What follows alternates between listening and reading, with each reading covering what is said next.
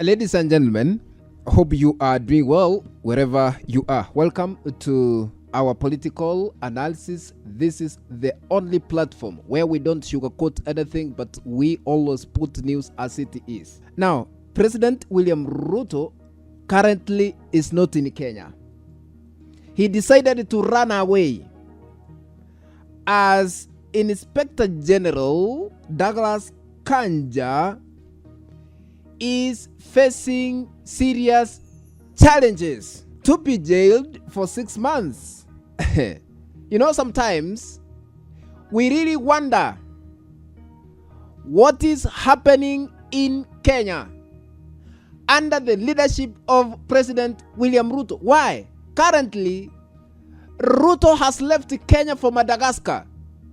But back home, Inspector General Douglas Kanja is facing legal action that could have serious consequences.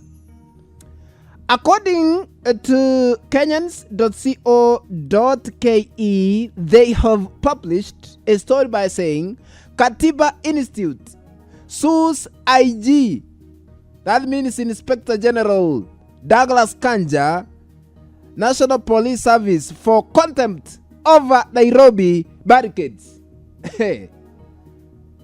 You know, according to court filings, a Kenyan court has previously ordered, I think you remember what they said, the police not to shut down Nairobi during demonstrations, ruling that such action would violate the constitution that was promulgated in the year 2010 and the rights of citizens. Before I continue, ladies and gentlemen, as you continue watching this clip, please, I beseech you, I'm not commanding you, I'm requesting you, you don't forget to hit the like button if you haven't subscribed to this new YouTube channel that where we don't sugarcoat anything.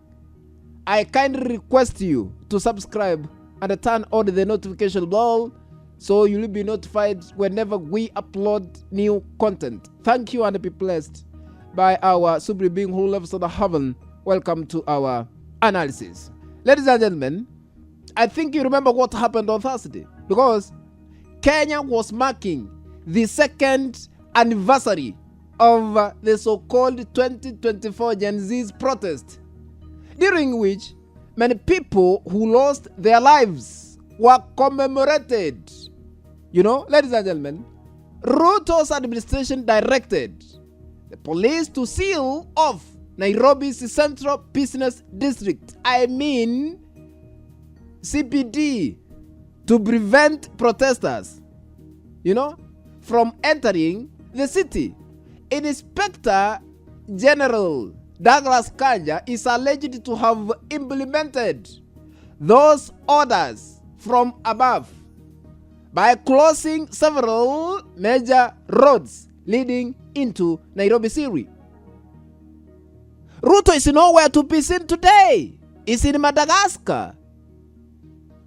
So he's the one who made Douglas Kanja to face serious allegations, arrest, and later to be jailed for what we call contempt of court.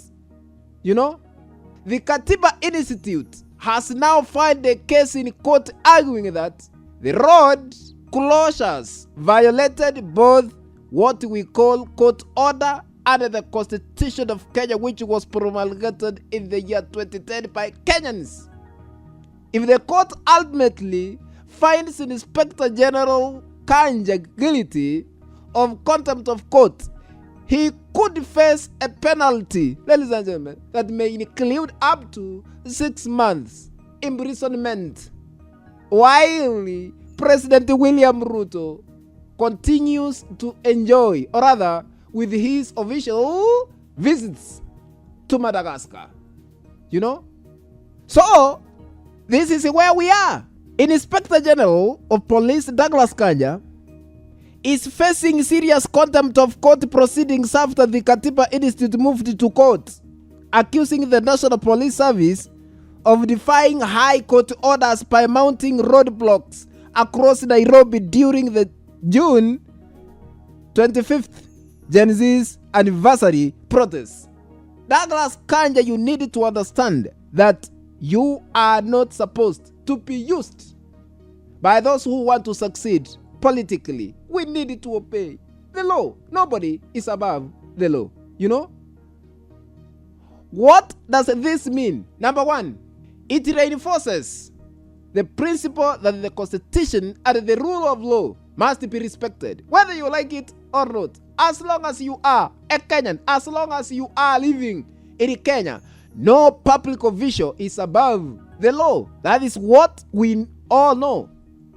And the government officers are expected to comply with court orders, regardless of their position, because nobody is above the law. Number two, Kenya's constitution that was promulgated in the year 2010 guarantees the right to peaceful assembly. I think it's Article 37 which talks about what we call freedom of expression. Yes, protest and freedom of expression. The outcome of this case could serve as an important reminder that these constitutional rights must be, ladies and gentlemen, protected, and that any restrictions should be consistent with the law. The court has not yet made a final ruling, but we are still waiting to see the outcome on the case, and any criminal or contempt sanctions would depend on what we call the court's findings. So we have to wait. We needed to respect the Constitution of Kenya. I think you saw what happened in Nairobi yesterday. Ruto had promised that Kenya will be peaceful during 25th of June 2026. That was yesterday. He gave an assurance to those who are doing business in Nairobi City to open their businesses.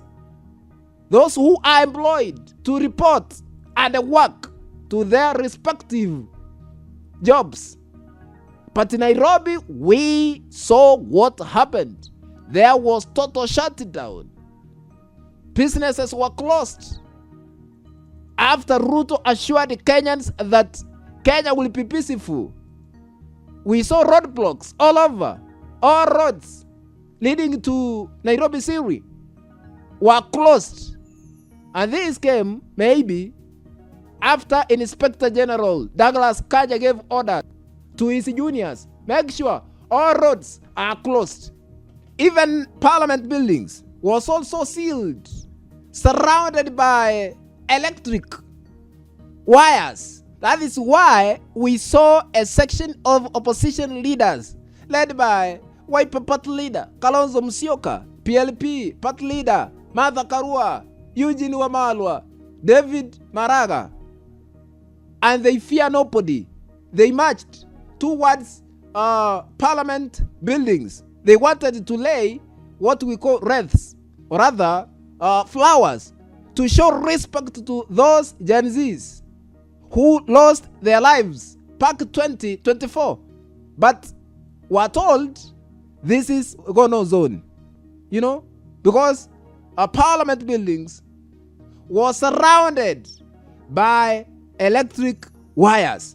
And this is against the Constitution, freedom of expression, because they wanted to show respect. Now, Ruto is not in Kenya, but back home, Douglas Kanja is on fire. Now, he has to respond all questions in front of judges in court. Wait and see, because Katiba Institute have finally filed a case against Douglas Kanja, and even the government is serving. What do you think? Do you support maybe Douglas Kanja to be jailed for 6 months for contempt of court? Yes or no? You can comment.